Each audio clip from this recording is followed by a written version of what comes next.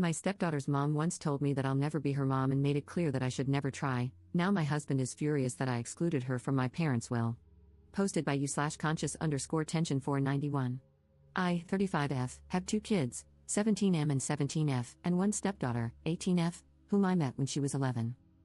The other day, I was at my parents' house going over some estate planning, as I am the executor, and while reviewing, I saw that my folks had split their assets, with half going to my 2 siblings and me, and the other half to their grandkids, all to be distributed evenly. My stepdaughter was included. When I asked them about this, they said they wanted to be fair. Their estate isn't super large, but the sum would be substantial, think something like a new car. I told my parents that, while generous of them, I didn't think it was necessary and that it would be better to split the assets between their 5 grandkids. When we got home, my husband said he overheard what I said, and that I was being a jerk for alienating his daughter. I told him my reasoning was that she is the only child/grandchild/niece on both her parents' sides and that she would be set. Her grandparents own multiple properties, her uncles are fairly well off and live in a high cost of living area, and, well, she's the only kid, and it's not looking like, at least on his side, that she'll have any cousins. Plus, their collective net worth is substantially more than my side. I also asked him if his parents included my kids in their estate, but he refused to answer. Still, he said I was being a jerk and accused me of not caring about her future. I think I was doing the right thing by looking out for my kids and their cousins. Am I wrong here? Edit. I was told to include this in the post. 1. I didn't argue with or pressure my parents to make a change. I simply mentioned that I don't feel it was necessary for her to receive a monetary amount. 2. My mom plans on giving her a set of family heirloom jewelry that is her birthstone. I think this is quite thoughtful. I'm not a big jewelry person, and she has other sets for the other girls in the family, so I feel this is okay. 3. My parents have seen her about 3 to 5 times a year since I met her. 4. My nephews and my kids do not have active relationships with their biological father's sides. My niece is a new mom and works at a restaurant. I feel that financial inheritance would be more impactful for them, even as such a small amount. 5. I know my stepdaughter is set to inherit at least 2 houses in a major U.S. city with a high cost of living. I found this out a while back after my husband asked me to help him organize his office.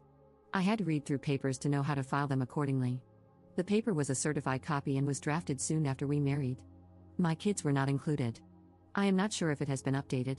I did not ask him about it at the time because I did not have an issue with it. 6. There is distance in the relationship, but I don't feel it's my fault. I can explain this. When I met her mom for the first time, she made it very clear that I wasn't her mom.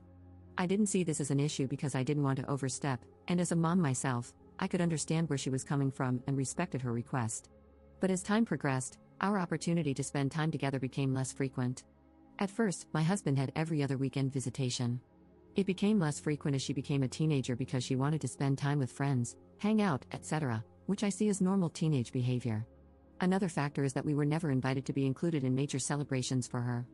We usually celebrated her birthdays a week later because we weren't invited. My husband was, just not us. She's also never spent Thanksgiving or Christmas with us because her mom wanted those days. Again, I saw this as fine because she's her only child. My husband would spend holidays with her at her mom's house, which I encouraged because I knew the importance of father/daughter connections. We also weren't invited to her high school graduation. I think she's a beautiful and brilliant young woman, and I care for her tremendously. But it's challenging to develop deep, meaningful relationships with people you have little contact with. 7. For people putting me in the category of the evil stepmother, saying that I see her as other, don't think that I haven't been trying since the beginning. I include her in every way I can during the times that she's with us, by doing things like teaching her my family recipes, taking her shopping for clothes so she doesn't have to bring things back and forth, and attending every school athletic event I could. I've tried to include her in family vacation planning, but was told by her mother that unless the vacation occurred on a weekend we were scheduled to have her, she wouldn't allow us to have the time. This limited our options to local weekend trips, but even then, her mom came up with some reason she couldn't join, including surprise trips to another state. I even suggested a family cruise in lieu of a honeymoon to celebrate our new family but was blocked by her mom. My husband is allowed to take her on extended vacations as long as it's just the 2 of them. I've tried to be flexible around holidays by postponing things like Christmas morning so she could be included. This created frustration for my kids because they felt like they shouldn't have to put their lives on hold to accommodate her. One year, when the holiday fell on one of our planned weekends, I suggested celebrating Christmas on Christmas Eve so we could do the full family thing. My kids weren't thrilled, but they understood. In the end, we didn't end up spending any time with her, as her mom told us she planned to have a dinner party on Christmas Eve and needed my stepdaughter to help her prepare. When the time came for college applications, I was ecstatic to be asked by my stepdaughter to help her with them, But soon after, I was told that her mom hired a professional to help her get into her top choice schools, and I was no longer needed. I've tried to build a bond with her despite the little time we have. I've consistently told my husband that I feel we need more time with her to help strengthen our relationship, at the very least by him maintaining his every other weekend schedule.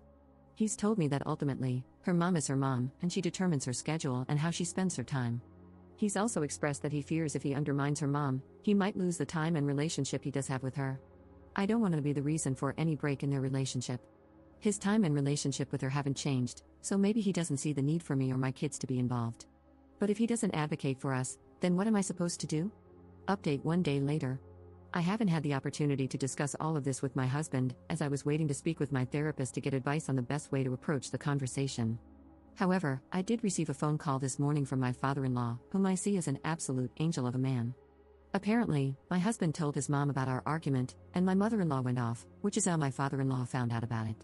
He asked me for my side of the story, and I very emotionally told him everything as I listed in the original post. I told him it was not my intention to alienate my stepdaughter in any way, and that this whole thing has created a nightmare. After a deep breath and a slight pause, my father-in-law said that I did the right thing. A few years ago, he suffered a series of strokes, which prompted him to reevaluate the estate to ensure everything was in order. He is quite old, close to 90, and has a lot of underlying health issues. He and my mother-in-law share all of their assets, and she is also his power of attorney in case anything happens. Because they have a family trust, he wanted to include her and his sons in the discussion. He told me that he brought up the idea of including my children in the family trust. He proposed allocating 10% of the trust's liquid assets to be split between my 2 kids to help them get a start in life. He then said that my mother-in-law pushed back very hard, arguing that because my children were not biologically related to the family, they should not be considered. When he asked my husband for his thoughts, my father-in-law said my husband's response was that it was best to keep it in the family, but that he would consider including us in his portion upon his passing if he and I were still together. My father-in-law said this was surprising because, at that point, we were still basically newlyweds, and he didn't expect a new husband to think that way. My mother-in-law's response to that was unhappy, again stating that we weren't blood and that this was a family issue. Due to the stress caused by the situation and because of the recent strokes, my father-in-law didn't want to press the matter further. My father-in-law said that afterward, he pulled my husband aside to find out more about what he meant and to be assured that my kids would be included. He was basically told by my husband that he would do what was best for his family, and the conversation was dropped. Now, my father-in-law said he didn't push further at that point because he was getting tired from the conversation. But in light of what's happening and how my mother-in-law and husband are responding behind closed doors, he felt it was necessary to let me know. He said that my stepdaughter is set to be more than okay when the time comes and that my husband had asked to tap into funds to pay for her college so she wouldn't need to take out any loans, which he agreed to. He said he asked my husband if he would do the same for my kids, and my husband's response was that he would address it when the time came, as my kids did not yet know what would happen regarding college admissions. My father-in-law then asked if my husband and I had discussed this. I told him that, in conversations with my husband about my kids' education, the plan was for them to take out loans, finish college, and then we would help pay off half of the loans together once they graduated. My husband has never suggested that anything for my kids' college would be paid for through his family trust. My father-in-law was very apologetic, saying he should have pushed further as he loves us greatly and feels like he didn't do enough.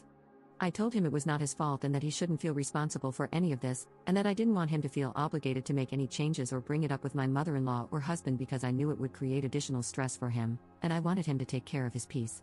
He said that, although his desire would be to make changes, since he and his wife have a joint estate and she is his power of attorney, he felt it would be more trouble than it's worth. He is blind and has many mobility issues, so he depends on her for everything. He also mentioned that, based on what he's heard from his side, if he did update his will, they would likely contest it, which would create a financial burden for me, and he didn't want to cause a negative situation. I reassured him once again that it was okay and that we would be fine in life. I told him he wasn't responsible for anything that happened, and my intention wasn't to be added to the trust, but rather to make a point to my husband, which he said he understood and agreed with. He apologized again, we expressed how much we love each other, and he ended the call by saying he considered me a person of integrity, which is a rare gem. Now that I have this information, I feel like this whole situation has brought to light many things I hadn't considered about my marriage. Writing everything out, especially regarding how my husband navigates his relationship with his daughter and ex-wife, really put things into perspective. It makes me feel like we were never a priority for him. I'm not sure where to go from here. I plan to bring all of this up with my therapist and talk it through to figure out what I should do. But I no longer feel like the bad person for advocating for my biological family, especially since my husband and his side, excluding my father-in-law, have been advocating for theirs.